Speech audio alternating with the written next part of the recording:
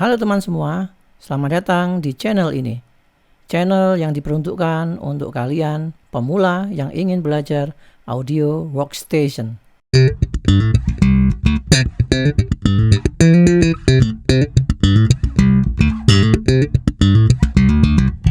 Halo teman-teman, ketemu lagi dengan saya. Kali ini kita akan meneruskan bahasan kita mengenai audio ya.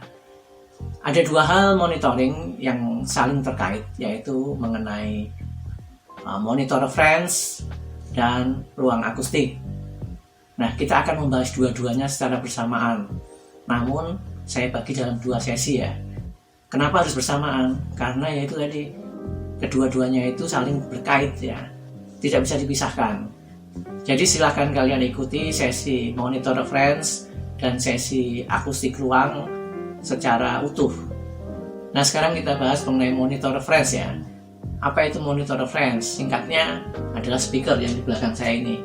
Nah, speaker monitor itulah pasangan telinga saya yang memberikan informasi yang mana nantinya akan saya gunakan untuk membuat keputusan mengenai audio saya. Contoh singkatnya begini. Dalam konteks podcasting atau Zoom meeting ya, yang sederhana ya. Nah, suatu monitor reference memberikan informasi kepada saya. Misalnya, informasinya adalah suara saya kurang deep, kurang dalam, atau kurang low, ya, atau sebaliknya kurang bright. Maka keputusan yang harus saya buat adalah menambah tonasi di frekuensi low-nya atau high-nya. Nah, bagaimana kalau referensinya itu salah? Misalnya ini, speakernya itu ternyata dari pabriknya memang sudah dirancang bumi dia. Kalau dia sudah dirancang bumi dan referensinya itu mengatakan bahwa suara saya kurang low, saya tambah low-nya, maka hasilnya adalah semakin booming. Lawan bicara saya dalam konteks Zoom meeting atau podcasting di seberang sana pasti akan mendengarnya boomingnya itu berkelebihan, bergulung-gulung, tidak jelas artikulasinya. Nah, begitu juga dengan proses perekaman, recording ya. Kalau kita melakukan rekaman band misalnya ya, nah kita akan mendengarkan itu kurang apa, frekuensinya kurang apa. Kalau misalnya salah referensinya, ya percuma juga. Sudah kita proses, sudah kita mixing ya, lalu kita tunjukkan ke klien. Menunjukkannya kan pasti di ruang yang lain, misalnya di ruangnya si klien atau bahkan di mobil. Itu informasinya akan berbeda, ternyata suaranya itu beda jauh gitu. Nah, itulah pentingnya monitor reference, sehingga kita perlu yang sekarang siapkan adalah monitor reference yang tanggapan frekuensinya itu adalah flat. Flat itu maksudnya dari frekuensi yang tinggi sampai yang low gitu sama, flat gitu. Tidak ada pewarnaan, tidak ada boosting di frekuensi tertentu atau cutting di frekuensi tertentu gitu ya. Jadi nggak sembarangan speaker bisa kita gunakan. Apalagi kalian yang punya komputer tuh biasanya ditambahin speaker yang kecil itu ya, ini nggak bisa digunakan. Karena low-nya pasti nggak ada. Antara high dan middle-nya juga pasti nggak rata. Atau mungkin kalian punya sistem tata suara di rumah untuk home theater gitu ya, itu juga pasti nggak bisa digunakan karena dia pasti ada pewarnaan. Atau zaman dulu ya, orang tua kita punya tape yang speakernya itu hi-fi, nah itu juga nggak bisa digunakan. Lalu di mana kita bisa mendapatkan monitor reference yang flat atau yang sesuai dengan kaidah-kaidahnya? Kalau sekarang sudah lumrah di toko-toko musik, sudah banyak yang jual dari berbagai merek. Ada yang Genelec, ada yang Kurzweil, ada yang Mackie, ada yang Samson, ada Behringer juga ada. Yang punya saya ini Yamaha. Ya, Yamaha mengeluarkan banyak seri juga. Paling tidak kalian browsing dulu mana yang sesuai dengan kebutuhan. Nah, yang pertama kalian harus perhatikan tentunya frekuensinya harus flat dan tanggapannya harus luas dari 20 Hz sampai 20 kHz. Namun demikian banyak brand ya yang membuat produknya itu terbagi atas beberapa seri untuk tanggapan frekuensi low-nya itu berbeda-beda. Misalnya yang punya saya ini yang near field ini ya, yang jarak dekat ini. Dia low frekuensinya itu dibatasi hanya sampai 50 Hz. Yang di atasnya di atasnya lebih besar dikit, itu cone-nya lebih besar dikit ya. Nah, itu bisa menghasilkan frekuensi kira-kira sampai 30 Hz, lebih rendah ya. Lalu di atasnya lagi lebih besar, cone-nya juga lebih besar. Dia bisa menghasilkan frekuensi suara yang lebih low, sampai 20 Hz mungkin. Nah, kenapa dibagi dalam beberapa seri untuk low-nya yang berbeda-beda? Nah, itu sebetulnya itu untuk memenuhi kebutuhan kita juga akan ruang yang luas atau yang sempit. Nanti akan saya sampaikan di sesi ruang akustik mengenai panjang gelombang dan hubungannya dengan monitor reference ini. Jadi ceritanya singkatnya, setiap frekuensi itu mempunyai panjang gelombangnya masing-masing. Nah, untuk yang low frekuensi, kira-kira untuk 20 Hz itu, panjang gelombangnya itu adalah 17 meter. Nah, bayangkan kalau kalian punya speaker dengan low frekuensinya rendah, katakanlah 20 Hz, sedangkan ruangan kalian itu nggak sampai segitu, 4 meter gitu. Pasti gelombang itu menabrak tembok, lalu memantul lagi, menabrak tembok satunya, memantul lagi, menabrak tembok yang lainnya.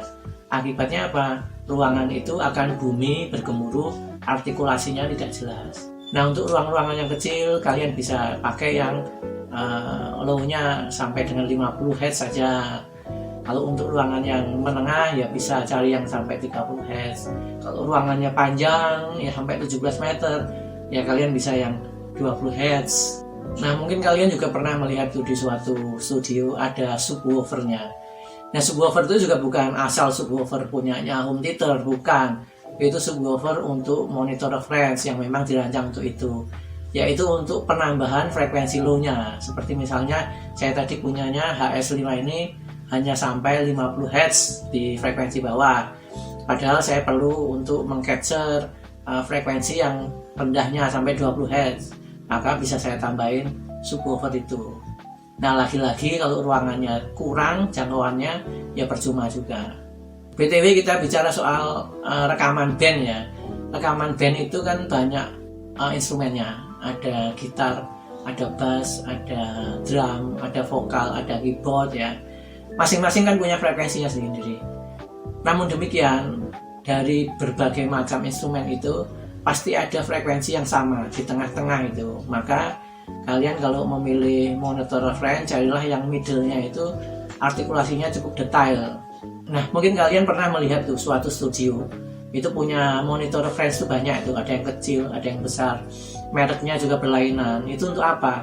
Ya, itu mereka perlu untuk referensi dengan speaker-speaker yang berbagai jenis karakter atau bahkan berbagai jenis tanggapan frekuensinya, supaya pendengarannya itu lebih objektif gitu.